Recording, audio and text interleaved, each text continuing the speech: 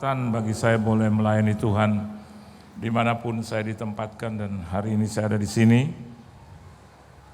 Terima kasih buat Tuhan Yesus Kristus yang mengundang saya, dan juga tuan rumah di sini, gembala, koordinator, dan juga seluruh jemaat Tuhan yang dikasihi oleh Tuhan. Saudara bersukacita, amin. Kita akan baca bersama-sama satu ayat penting dalam kebenaran firman Tuhan. Mari kita melihat di dalam satu kitab, yaitu kitab Daniel, pasalnya yang ke-6,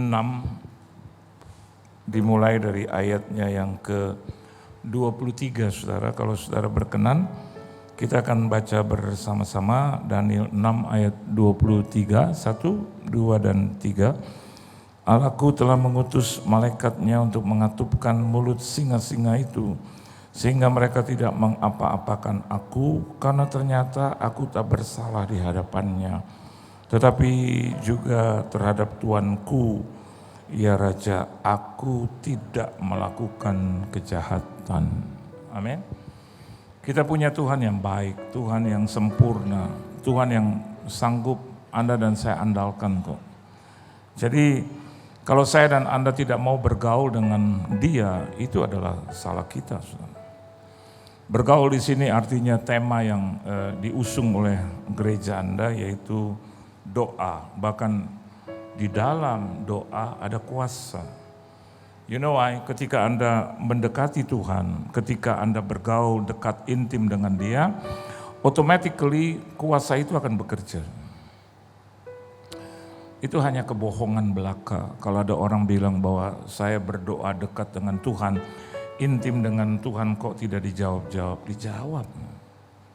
Halo? Yang ngangguk 7, yang lain masih. Sekali lagi, Anda berdoa, bergaul intim dekat dengan Tuhan, pasti dijawab. Pasti. Bahkan saya berani katakan seperti tadi di ibadah yang pertama, saya belum pernah melihat doa saya tidak dijawab Tuhan, belum pernah. Bahkan saya juga berani katakan 99,999% permintaanku kepada Tuhan rasanya dikatakan iya. Kenapa demikian? Karena I know for sure what I'm asking about. Saya tahu persis apa yang saya minta. Saya mengerti, oleh sebab itu saya sangat berhati-hati kalau untuk berdoa. Kalau saya berdoa buat keluarga saya, pasti dijawab. Lindungi, sertai, pimpin dan bela keluargaku Tuhan, pasti dijawab. Tuhan gitu loh, amin. Keluarga saya tidak perlu bilang, Pak tolong bela saya, pasti saya bela. Pak berikan aku cukup makan, pasti saya penuhin, pasti. Bahkan yang spesifik sekalipun, Pak mau tukar handphone Pak, boleh. Tapi kalau dia bilang, dia baru tukar handphone 2 minggu, terus dia mau tukar handphone yang lain, pasti saya bilang, jangan dulu. No. Atau saya jawab, no. Jadi saya di hadapan Tuhan tidak akan pernah minta yang begitu-begitu. Tapi saya akan bilang, Tuhan berikan aku pelayanan yang terbaik sesuai dengan kehendak-Mu. Itu. Saya nggak pernah bilang berikan aku di gereja-gereja besar. Mungkin saja bisa kita atau minta seperti itu. Enggak pernah. Saya bilang sesuai dengan kehendak-Mu. Jadi salah satu saya ada di sini kehendak Tuhan. Nah, waktu kehendak Tuhan di sini, kehendak Tuhan itu berjalan. Ya, berjalan sampai di ruang tunggu tadi itu, ya kan?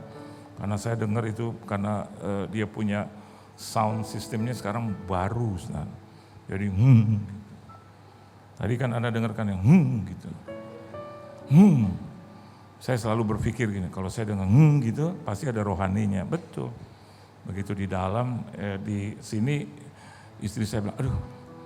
Terus Pak Gembala bilang, ini sound system baru Bu. Oh, yang bertanya istri saya, Pak Albert yang beritahu kepada istri, yang terkena saya. Karena saya dulu pernah berjanji terakhir kali Pak Albert, Dia bilang nanti mau ganti sound system Pak, gitu. Nanti biar Tuhan tolong, amin. Itu kalau yang begitu-begitu kita peka gitu. Kenapa harus saya yang dengar gitu. Gitu. Bener, begitu jalan Tuhan bilang, coba kamu perhatikan rumahku, itu aja. Jadi saya bilang, Pak Albert itu sound system berapa? Dia gak kasih jawaban. Dia tahu mungkin tapi dia gak enak. Terus dia bilang, ada aja Pak, tapi masih dalam rencana. Masih kalau dikasih dengan sesuai dengan harga kita, oke lah Pak. Ya terus saya bilang sama dia, ini kesaksian. Pak Albert kalau begitu saya sumbang dah 50 juta. Padahal cuma mau kasih 5 juta. Tapi karena kelihatannya keluar 50 gak bisa ditarik lagi saudara. Saya bilang Tuhan, kenapa sih gitu. Cepet amat ini mulut gitu. Tuhan bilang sesuatu yang di udara kau tidak bisa tarik lagi gitu. Mudah. Saya pikirin puji Tuhan dia gak pernah nagih loh. Keren ini gembala saudara. Enggak gini Pak boleh diminta, enggak. Ada beberapa orang yang nagih loh saudara. Belum terjadi tapi udah nagih. I'm telling you the truth. Cuman gak enak saya ngomong siapa. Ini gembala saudara enggak. Bahkan sampai di sini enggak juga. Sudah ganti sound system enggak juga. Cuman karena istri saya nanya itu. Saya tadi kalau saya tahu saya bilang enggak usah nanya-nanya lagi besok. Terus dia bilang ini sound system baru. Yang tanya dia yang kena saya. Saya di situ. Aduh Tuhan bilang, "Hoi, mana janjimu?" Beberapa hari yang lalu saya pernah ngomong sama keponakan istri saya. Saya bilang kau janji sama Tuhan kau harus tepati. Dia pernah janji sama Tuhan sesuatu yang spesifik. Saya bilang kau harus tepati, nggak boleh. Kau langgar itu nggak boleh. Dan kau sudah melanggar. Dan kalau saya sudah ajar seperti itu, saya pribadi yang mengajar harus tidak boleh. Kalau saya janji sama Tuhan. Salah satunya itu sound system. Saya pernah bilang sama Tuhan, oke, aku berjanji menjadi hambamu dengan satu ketentuan. Bahwa satu Tuhan, ada 7, satu dulu aja. Saya gak mau lihat setan. Saya minta gitu sama Tuhan. Puji Tuhan loh, sampai hari ini saya belum pernah jumpa dengan dia. Anda jangan doakan, Pak, nanti satu saat ketemu. Enggak, saya gak mau tolak dalam nama Yesus. Sampai hari ini. Padahal Albert kemarin baru di SA, dia bilang, aduh Pak, ternyata itu kalau malam rumah sakit sepi banget. Terus saya udah rasa-rasa Pak. Dia sama istri berdua nginep di rumah sakit yang udah gak ada orangnya. Saudara. Terus saya tanya spesifik, kamu dengar gak lihat? Enggak sih Pak, tapi dalam mimpi saya rasa dia. Saya bilang saya juga dalam mimpi gak mau ketemu yang begitu-begitu. Sampai hari ini Tuhan tepati janji loh. Nah kalau saya berjanji sama Tuhan, Tuhan mau juga saya tepati janji itu. Jadi waktu di ruang tunggu, saya bilang Pak Albert, berapa semua, saya kan sudah bilang waktu itu 50 juta, dalam hati gini, lupa kelo gitu. Dia gak lupa loh, amin Pak Tuhan. Tapi dia bilang, gak usah Pak gitu. Tapi gak usah tetap ada di depan saya gitu, gak usah Pak, gak usah. Saya liatin wajahnya, kayak wajah Tuhan ini orang. Ya udahlah, tapi hebat dia bilang, tapi saya cicil Pak, puji Tuhan, boleh. Nah, begitu saya dengar cicil, amin, puji Tuhan. Saya bilang, Pak Albert saya juga cicil ya Pak. Pak Albert cicil berapa? Dia bilang 10 juta tiap bulan. Nah, saya mulai Oktober, karena September kayaknya belum ada belum ada. Tapi Oktober kayak rasanya belum ada, tapi dia dadain juga lah ya. Pak 5 bulan, aduh Pak, dia, Bapak ini udah berbuat banyak. Bapak tahu gereja ini, justru karena saya tahu gereja ini. Itu Tuhan ngomong terus sama saya. Kalau kau mau batalkan, coba batalkan aja tuh janji Tuhan. Dia ngomong terus, susah saudara. Dan saya tahu percaya bahwa itu semua karena Tuhan. Lihat, kenapa demikian? Karena Daniel merasa dia tidak bersalah di hadapan Tuhan. Dan juga dia tidak bersalah di hadapan Raja. Meskipun yang seperti itu saudara, yang sebetulnya harus meninggikan diri bisa, tapi Daniel tidak lakukan itu. You know why? Karena dia dekat, intim, akrab dengan Tuhan. Nah lihat doanya, yuk baca sama-sama. Daniel 6 ayat yang ke-11. Saudara mau berdoa? Saudara mau tinggal hidup dalam doa? Amin saudara? Ya, yuk baca sama-sama ayat yang ke-11. Ini kan jadi contoh. karena ada di Alkitab, maka ini harus jadi contoh. Ya, harus dilakukan karena di Alkitab. Baca sama-sama, 1, 2, 3. Demi didengar Daniel bahwa surat perintah itu telah dibuat, pergilah ia ke rumahnya. Dalam kamar atasnya ada tingkap-tingkap yang terbuka ke arah Yerusalem. 3 kali sehari ia berlutut berdoa serta memuji Allahnya seperti yang biasa dilakukannya. Ada kata yang hebat ya, dimulai dengan kata demi didengar surat perintah itu telah dibuat. Ini bicara tentang apa saudara? Ancaman. Betul? Demi didengar Daniel surat perintah itu telah dibuat. Itu ancaman buat Daniel untuk tidak melakukan peribadatan. Dan itu semua dari kuasa kegelapan itu saudara. Ada orang bilang bahwa musuh terbesar kita adalah diri sendiri. Coba baca dengan baik. Bukan. Diri sendiri jangan dimusuhi. Orang Tuhan menebus diri kita kok terus kita jadikan musuh. No. Tetap Alkitab juga bilang bahwa musuhmu itu si iblis itu. Iblis tetap iblis. Ya, kasihi dirimu sendiri. Ya kan? Dia bilang kasihilah sesama manusia seperti engkau mengasihi dirimu sendiri. Juga kalau mengasihi manusia jangan berlebih-lebihan saudara. Halo. Demi manusia itu kita korbankan keluarga kita. No. Itu berarti jadi kita memberhalakan. No. Seperti diri kita sendiri. Jadi yang maksimal seperti kita mengasihi diri kita sendiri itu. Tapi di atasnya adalah kasihi Tuhan Allahmu. Dengan segenap akal budi hati, akal budimu. Itu yang penting. Nah di sini kita bisa melihat bahwa ancaman itu sudah menjadi sesuatu yang nyata. Kenapa kita berdoa? Jawabannya sederhana, tiap-tiap hari selalu ada ancaman itu. Ada ketakutan-ketakutan yang dibuat oleh kuasa kegelapan untuk menghancurkan kita, especially khususnya dalam ibadah kita kepada Tuhan.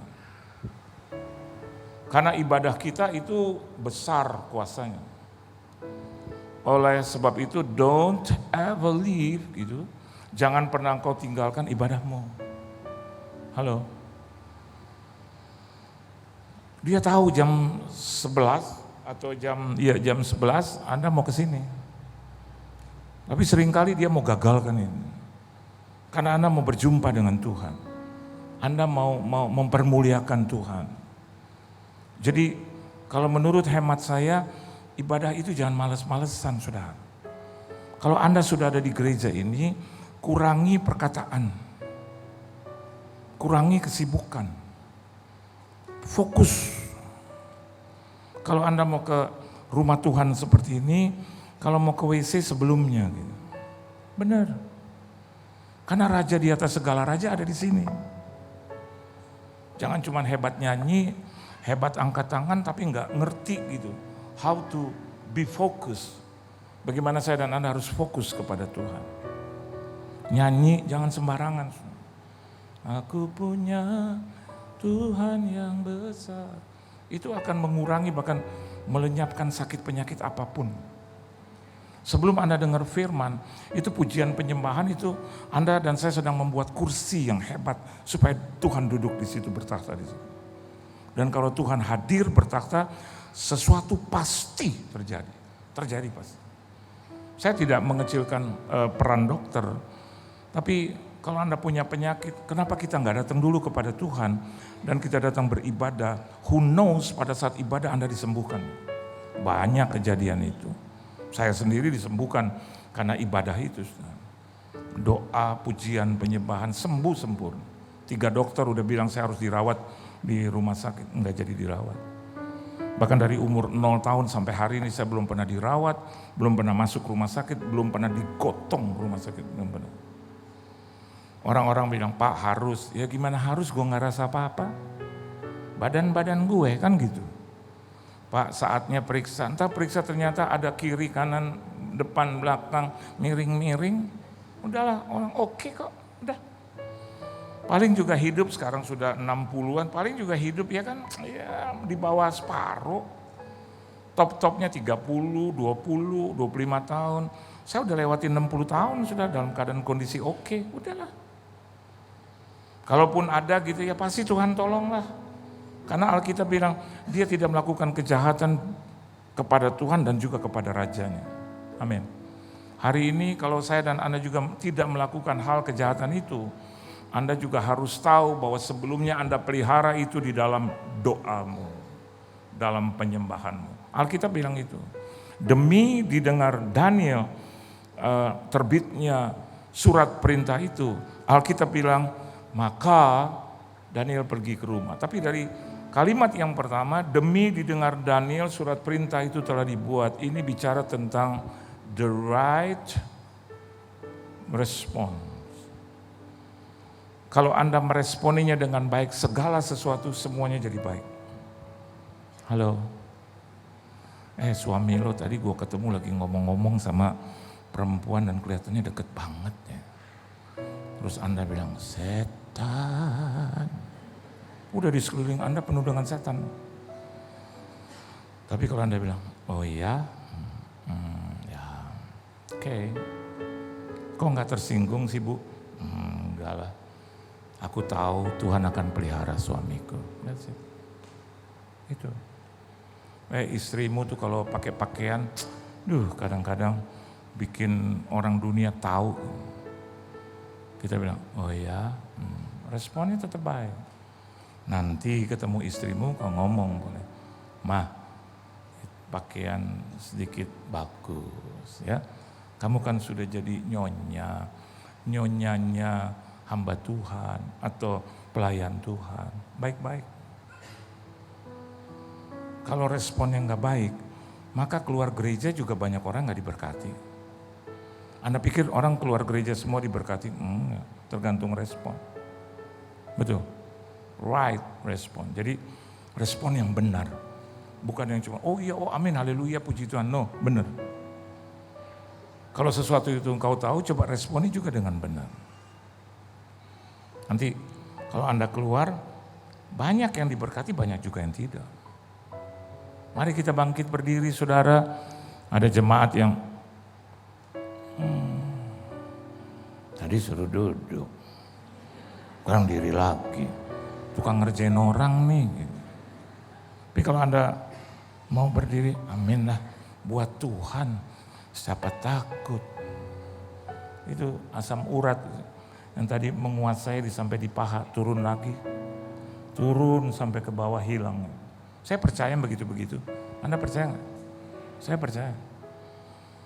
Lihat, aku punya Tuhan yang besar. Oh, saya percaya itu, percaya. Kaulah Allah, kaulah Tuhan. Saya percaya. Tapi kalau di gereja aja tidur gimana dong? Masa yang begini harus tetap diberkati? Ayo.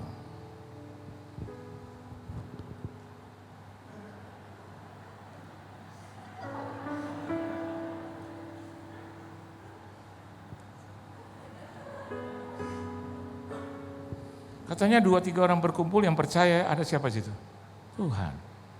Masa kita nggak percaya bahwa ratusan orang di tempat ini berkumpul nggak ada Tuhan? Pasti kan? Diwakili oleh siapa? Para malaikat. Ngapain malaikat? Bawa kamera. Ngapain? Foto Anda. Ada yang siaran langsung. Terus ketemu tuh, begitu ada yang tidur, disorot, diluatin terus. Kadang malaikat juga agak kesel sama kita semua. Karena dia iri sama kita. Nah, Anda lagi begini. Padahal panggungnya di situ. Gimana sih diberkati? Nggak mungkin lah. Gini yang diberkati. Amin, amin. Amin, amin. Itu respon yang baik. Betul nggak? Coba saya tanya nih, siapa di sini yang pulang mau bawa 100 juta? Pasti responnya baik kan? Nggak mungkin. Nggak mungkin. Orang yang paling kaya sekalipun nggak mungkin. Dia akan bilang, boleh tuh, boleh. Kalau Anda mau angkat tangan langsung. Panitia tolong catat yang angkat tangan itu. Pasti, karena respon. Bohong. Pembohong. hancur, bohong gitu. Tapi kalau dikatakan demikian, saya pernah diundang, diajak ke Eropa. Ya, terus malam-malam yang bayarin saya bilang begini, besok pagi ditunggu di sini jam 8 di meeting point ini. Siapa yang pagi bangun jam 8 akan mendapatkan uang jajan dan uang belanja. Itu yang ikut dulu berapa orang? 20 kali ada ya? 20 orang. Terus mereka lah sambil ada yang makan es krim, ada yang makan apa gitu, semua ada permen gitu. Udah. Tahu nggak jam 8 pagi siapa nomor 1? Saya. Tahu nggak yang mau kasih uang jajan, uang belanja itu kaget? Ini Pak Pendeta, emang kenapa? Gue respon yang positif. Tepati janjimu maka aku akan jalan, kan gitu. Orang yang pertama dapat kefretan saya. Nih ya Pak Pendeta dalam nama Yesus, amin. Langsung kita beli sepatu, kita belanja, beli kaos, harus respon. Jangan begini, enggak gue pendeta. Tahu diri, gue yang doain lo, enggak. Terus siapa yang mau dibeliin baju lagi? Saya biarpun udah dapat. Kalau ada orang bilang, ulah rakus amat, biarin. Kan ditawarin, betul nggak? Ditawarin. Coba kalau Anda ditanya siapa yang ingin masuk surga, berdiri semua. Nggak mungkin ada 2-3 orang. Jangan. Nggak enak surga, mendingan neraka panas. Nggak mungkin Pak, Bu, betul? Siapa di ruangan ini mau awet muda, saya angkat tangan. Saya minta awet muda aja dari Tuhan. Orang dengar saya umur berapa Pak? 62. Aduh Pak, kemarin 62. Dia umur berapa? 37. Mukanya udah kerut-kerut. Dia tanya, Pak apa sih resepnya? Saya cuma bilang, banyak respon yang baik.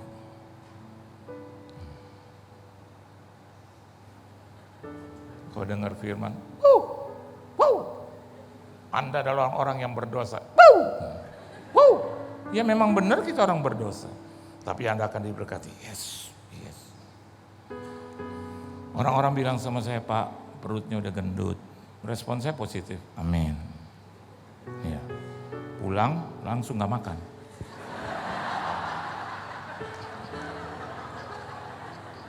Istri saya tawarin saya, kenapa? Gue udah diomongin jelek. Jadi udah gue gak makan. Malam ditawarin lagi, nih Pak, enggak. Pak jangan terlalu fanatik, harus fanatik.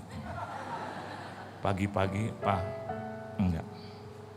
Akhirnya turun ya, 5-7 kilo turun. Responnya baik.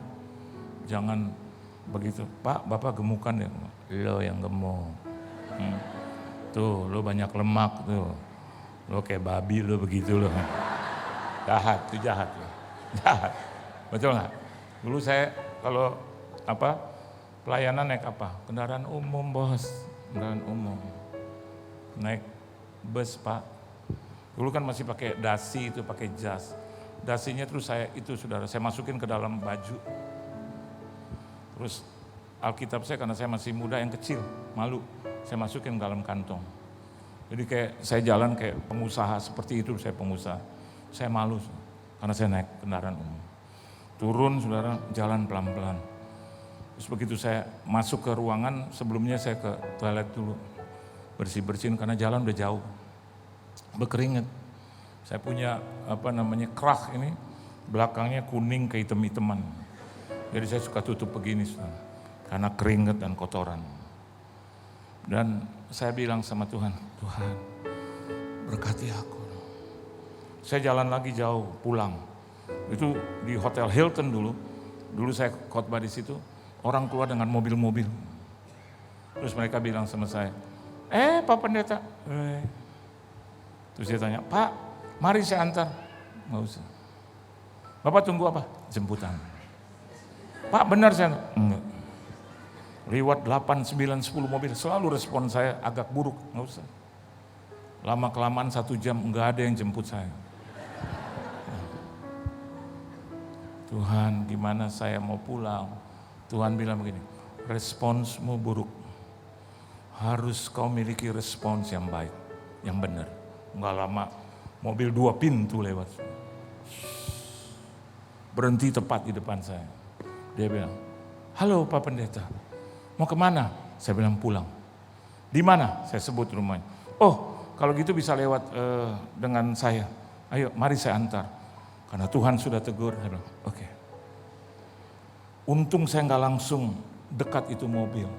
Kenapa saudara? Karena terbukanya dalam posisi naik ke atas. 2 pintu. Coba kalau saya berdiri di sebelah itu mobil. Terangkat naik. Belum terjadi pengangkatan, saya udah diangkat. Begitu saya duduk, respon saya baik. Pintu belum tertutup, kepala saya sudah turun. Ini orang bilang, Pak, ini otomatis pas dengan kepala. Saya bilang, saya sedang berdoa. Baik. Begitu lewat, sampai dekat rumah saya udah gak bisa lewat dulu. Kontrakan, cuma 2 mobil. Saya takut sayang ini mobil. Dia bilang, kemana lagi Pak? Berhenti di sini. Kenapa? Itu rumah saya, tinggal jalan aja 5 meter, padahal 50 meter. Terus saya bilang, Pak Yohan sebentar. Coba kalau saya bilang, oh gak usah Pak. Karena saya lihat dia udah tarik dompet. Pak sebentar, kalau respon saya buruk, udah Pak, terima kasih Tuhan Yesus memberkati. Sudah Pak, Yesus yang memberkati saya. Saya yakin dan percaya saya gak dapat apa-apa. Begitu dia bilang, Pak Yohan sebentar. Ya siap. Dia hitung uangnya, saya tungguin yang begini, aku siap.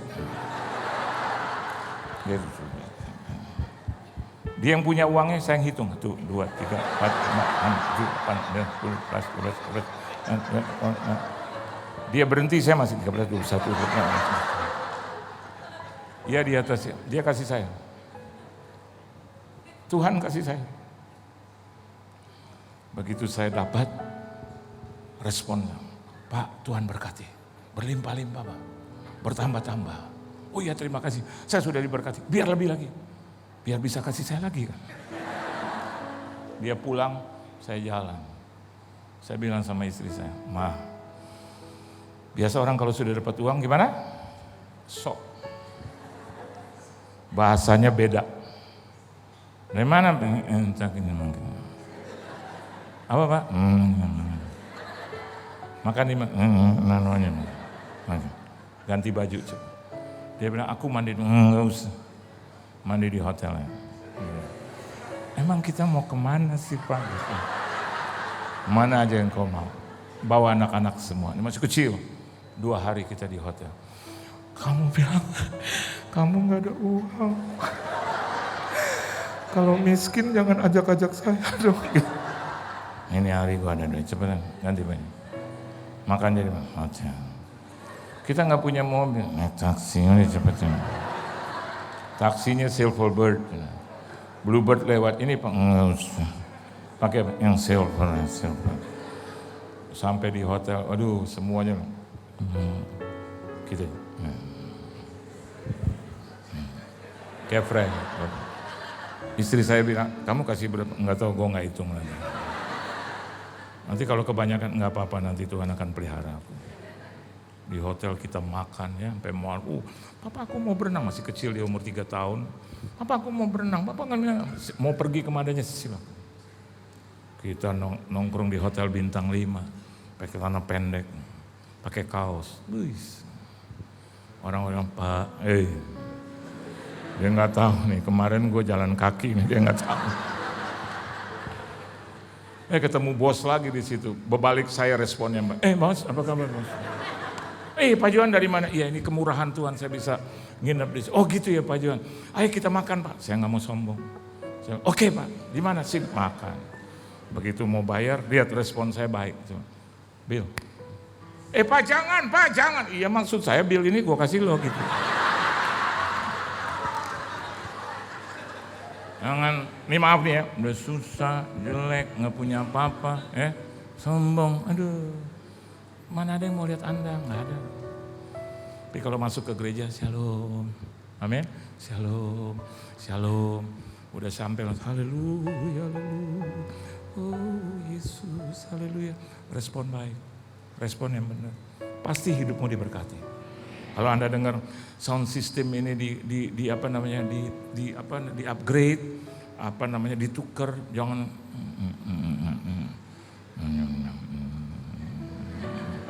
Saya cuma takut satu, itu monyongnya nggak balik. Karena cerita buruk tentang Tuhan. Maaf nih, udah nggak nyumbang, sorry. Udahlah. Kalau sound systemnya bagus kan, Anda juga terhibur gitu. Terus kalau gereja diperbesar katanya beli tanah lagi untuk motor, bagus. Jangan gua aja susah, zaman lagi susah. Apa sih? Sri Paus datang puji Tuhan. Terus bilang ayo dong pendeta-pendeta Protestan, Kristen contohi dia. Kita udah contohi dia. Bahkan lebih dari dia, apa Yesus contoh kita. Benar. Ya Paus hidup sederhana. Kita juga udah sederhana. Buktinya Bapak pakai jam tangan mewah. Itu saya beli sampai 20 tahun yang lalu. Dalam posisi boleh dicicil. Kapan aja bayarnya, puji Tuhan. Ternyata setelah hampir 20 tahun Pak naik tinggi. Bukan salah saya itu. Salah penciptanya itu. Yang saya pilih itu yang naik. Ya di atasnya. Saya juga udah mau jual dari kapan tahu. Ini gak boleh, itu gak boleh. Gak apa-apa Pak. Dan memang niat saya tuh kalau itu jam tangan naik ini buat hidup mereka. Warisan saya punya 2 anak perempuan. Paus kan gak punya anak perempuan dan laki. Paus gak menikah, saya menikah sama dia. Aduh, yang kalau saya bangun pagi udah begini. Paus bangun vitamin dan makanan dia gak usah pikir. Bos. Masuk ke gereja, jemaatnya baru 1 orang. Bayangin. Begitu buka pintu, terus saudara, ibu-ibu masih pakai handuk lagi. Buka pintu, terus ini tempat ibadah. Iya. Terus orang-orangnya mana? Nggak tahu Pak, saya sih udah undang tapi belum datang. Dalam hati kok ibu pakai handuk? Dia bilang iya saya habis mandi Pak. Aduh Tuhan, silakan duduk Pak. Duduk, tungguin 10-15 menit dari waktu yang ditetapkan, nggak ada yang datang. Saya ke dalam nama Yesus. Paus luar biasa saudara. Baru buka jendela basilika, orang udah jutaan di situ. Dia cuma tinggal nama-nama itu mana ini. Terus bau wangi-wangian kita, baygon di rumah baygon, ceret. Terus tinggal tunggu jemaat jemaat dia tinggal memberkati semua orang Katolik itu luar biasa sampai. Devosi mereka luar biasa. Saya pernah ke Singapura mau doakan orang yang sakit ditolak. Ini udah begini dalam nama Yesus ditolak, saya nggak usah didoakan sama Bapak Pendeta Tuhan Yesus. Pulang lagi, bulak-balik. Itu tiket pesawat yang bayar sendiri karena Tuhan yang ngomong. Dan 3 bulan kemudian dia mati saudara tanpa doa saya. Ya biarin ya gak apa-apa dia ditolak ya kan. Saya balikin lagi, saya mau tanya mana nih yang mau terima, yang mana nih, yuk mana. Gitu. Aduh saya sampai di sana saudara dengar baik. Cuman 1 orang saya tungguin 15 menit setengah jam baru masuk 2 orang. Ternyata siapa pembantu rumah tangganya. Terus saya tanya sama ini ibu, Bu dia masuk lagi udah pakaian rapi Bu. Ibadah jadi enggak? Jadi dong Pak Yohan. Mana pemimpin pujiannya? Pak Yohan. Pemusiknya? Pak Yohan. Itu gitarnya Bu? Iya. Terus nanti yang doa syafaat, doa berkat Pak Yohan. Pengkhotbah saya, Pak Yohan. Semuanya saya. Saya bilang tuh jemaatnya mana? Ya udah tinggal kita aja Bu berdua. Enggak lama masuk lagi 1. Dia punya jongos laki. Pakai kerupuk lagi masuk. Udah saya khotbah depan berempat loh. Paus jalan dengan mobil memang sederhana. Tapi kiri kanannya semua pengawal Pak, Bu. Yang lari begini, kalau mobilnya lari cepat dia juga harus lari. Saya terlibat 12 jam di dalam perjalanan kemacetan, saya harus sabar. Iya kalau memang apa sih ukuran kesederhanaan, kalau memang hanya perkara-perkara seperti itu ya oke lah. Tapi kan ada banyak juga saudara, hal-hal yang harus dinilai. Jangan bandingkan saya dengan Paus, jangan bandingkan kita dengan Paus, bandingkan kita dengan sederajat gitu. Orang-orang juga yang menempuh perjalanan, saya 50 tahun jadi hamba Tuhan, 25 tahun jadi full timer, saya melewati juga banyak hal yang gak enak. Kalau hari ini Tuhan berkati, saya suka bilang sama anak saya, Paus gak punya anak, saya didik anak saya sampai S3, duitnya dari mana? Duitnya dari mana? Dari jemaat? No. Kalau saya nggak diundang oleh Pak Albert, saya di rumah Pak. Kalau saya nggak diundang, ya udah saya di rumah, khotbah di rumah paling. Sampai di sini juga, Tuhan lagi ngomong, kasih 50 jutanya, kan begitu. Ini doanya, aduh Tuhan, tapi saya lihat Tuhan nggak pernah gagal untuk hal itu, saudara. Oleh sebab itu kalau saya dan Anda berdoa, hidup intim dekat dengan Tuhan, hidup dalam doa, maka responnya harus positif. Yang benar, saudara. Ya. Beri tepuk tangan yang meriah buat Tuhan. Kalau pekerjaan Tuhan hari ini meminta sesuatu kepadamu, jangan ditampik gitu. Ya, semua pada ke WC. Mari saudara kita memberi semuanya ke WC. Hanya tinggal kolektan. Bahkan kalau saya jadi kolektan ya saya kejar dia ke WC. Saya ketuk-ketuk itu pintu WC. Saya bilang, ayo dong kok nggak ada yang bayar nih gitu. Saya mau katakan buat Anda, masa kita hanya terbentur hanya cuma karena keuangan, faktor keuangan. Saya bilang sama istri, ada waktunya juga keluarga kita butuh sesuatu. Saya suka bilang sama istri, sabar. Sama anak-anak juga begitu. Kadang dulu saya berikan dia mobil, tapi karena keadaan juga untuk pekerjaan Tuhan kita jual itu mobil. Saya bilang sama anak saya, kamu gak usah pakai mobil ya, gak apa-apa. Hari ini saudara saya mau katakan buat saudara, bukan karena harta kita diberkati. Bukan karena kondisi kita diberkati. Tapi semata-mata karena Yesus yang telah mati di kayu salib. Tuhan Yesus memberkati saudara, beri tepuk tangan yang meriah buat Tuhan.